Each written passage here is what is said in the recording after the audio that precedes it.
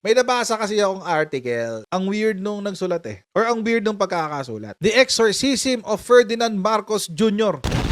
Exorcism talaga. Bakit daw? Kasi itong sabi.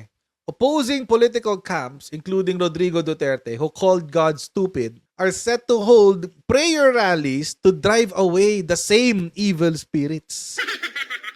Kung Exorcism of Ferdinand Marcos Jr. Para sa mga manunulat, yung title nila is also a summary ng kanilang mensahe. Kasi puro nga naman daw prayer rally, tapos yung prayer rally puro laban kay PBBM. yung etong kabila, ang medyo nakakagulat, yung partido ng Duterte. Si Xi Digong never presented himself to be religious. 'Di ba? Minumura-mura pa nga niya yung Pope eh.